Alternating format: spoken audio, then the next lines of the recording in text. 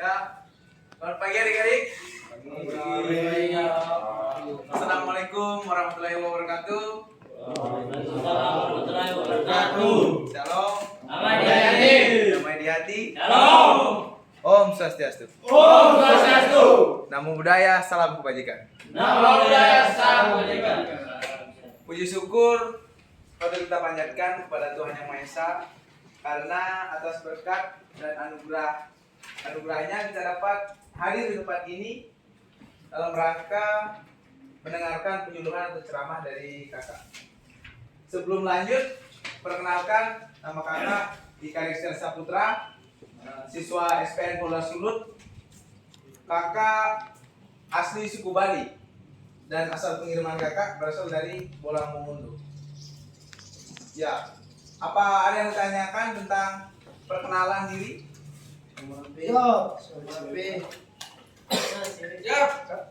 Ya, Kakak ingin bertanya, ya, status adik. kakak apakah single atau sudah punya pacar kakak? Ya, kebetulan kakak masih single. Jadi kalau untuk adik-adik masih ada kesempatan. Ada lagi? Ya, adik. Kakak apa? Ya, nanti kalau untuk soal nomor nanti Gladi. Nah, sebelumnya terima kasih untuk ibu guru, adik-adik yang sudah memberikan saya kesempatan untuk mengantarkan atau menyampaikan ceramah atau penyuluhan ini. Penyuluhan yang akan kakak sampaikan yaitu tentang perjudian.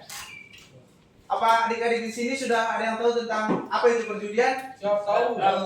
Ya, apa itu perjudian? Doi. Ya, betul. Doi-doi, Bikin miskin. ya, itu salah satu dampak perjudian. Juga Sabung ayam.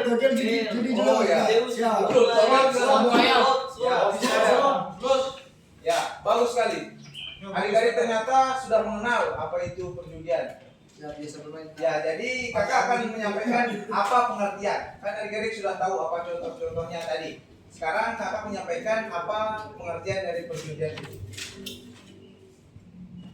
Perjudian adalah permainan yang seperti adik-adik sampaikan tadi, slot, togel, itu merupakan permainan.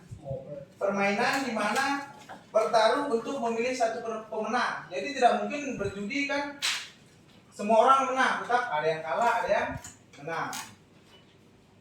Dengan hanya satu pilihan yang benar untuk menjadi pemenang. Yang kalah akan memberikan taruhan kepada si pemenang. Jadi yang kalah tersebut akan menyetor uang kepada si pihak yang menang. Itu adalah pengertian judi. Ada juga beberapa jenis-jenis judi yang ada di masyarakat, yang umum di masyarakat untuk dimainkan. Selain yang adik-adik sampaikan tadi, ada berupa judi kartu, ada juga berupa judi dadu, dan mesin judi.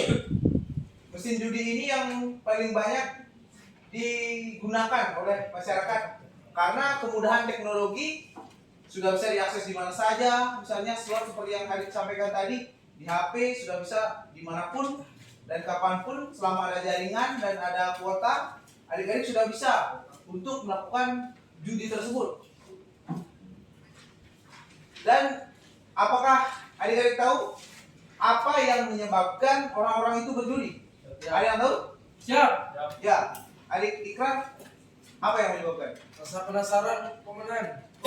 Ya, betul sekali. Ini mendapatkan duit yang cepat.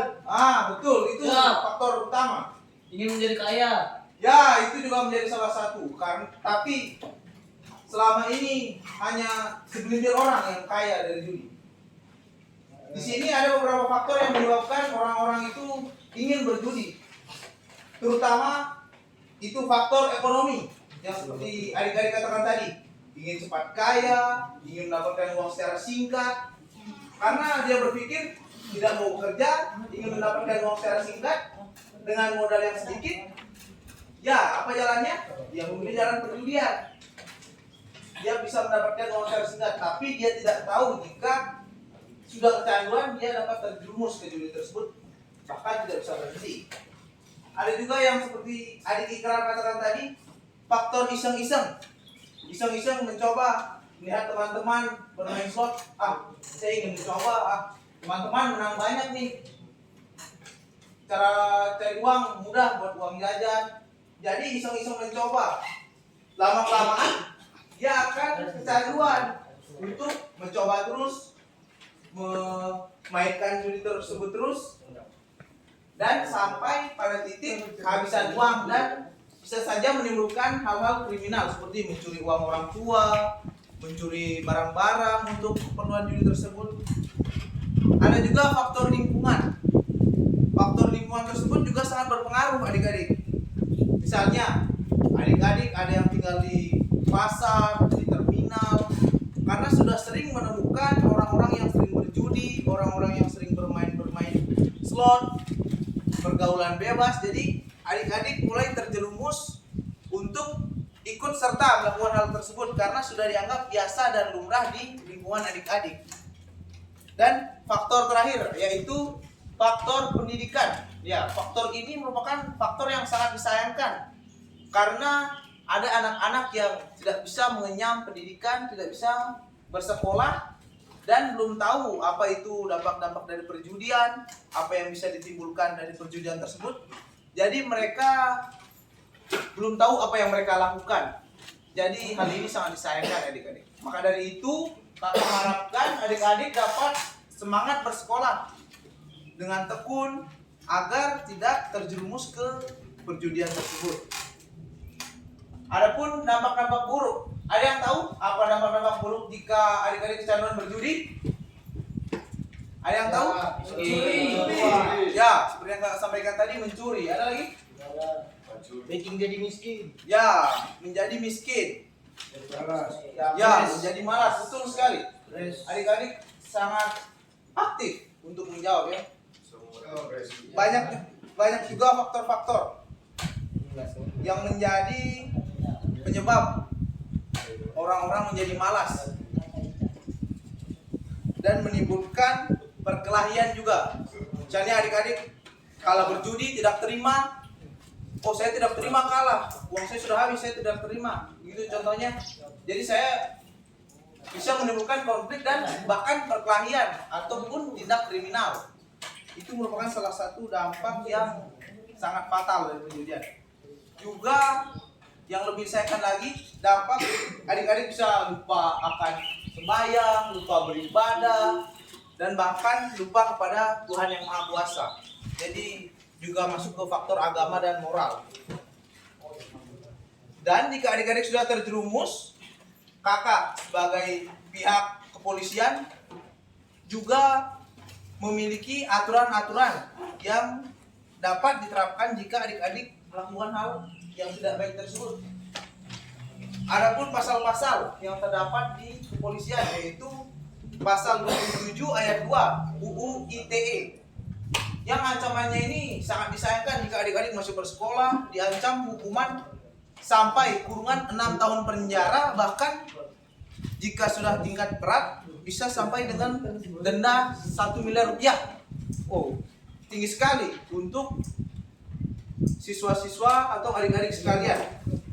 Juga ada pasal 303 ayat 3 KUHP dengan jumlah denda 25 juta. Jadi sangat disayangkan denda tersebut harus dibayarkan untuk membayar kesalahan adik-adik yang sebenarnya bisa dihindari. Jadi itulah mengapa adik-adik harus menghindari perjudian, jangan mudah terpancing dengan teman, pergaulan, biarkan teman yang bermain judi, biarkan mereka, dan jika bisa adik-adik ajak mereka. Oh, jangan bermain judi, ini menimbulkan kerugian, dan sampaikan apa yang akan terjadi jika mereka masih terus bermain judi tersebut. Ya, mungkin itu saja yang dapat kakak sampaikan. Jika ada pertanyaan dari adik-adik sekalian, kakak perkenankan untuk bertanya. Ada pertanyaan? Ya, kalau memang tidak ada, terima kasih untuk adik-adik dan ibu guru atas kesempatan yang telah diberikan kepada saya menyampaikan penyuluhan dan ceramah ini. Dan sebelum kakak tutup, ada pantun yang akan kakak sampaikan. Bila ada sumur di ladang, mulailah kita menumpang mandi. Ya, bila ada umur yang panjang, mulailah kita berjumpa lagi. Terima kasih. Wassalamualaikum warahmatullahi wabarakatuh. Om Santi Santi Santi Om. Shalom dan selamat pagi. Terima kasih. Terima kasih.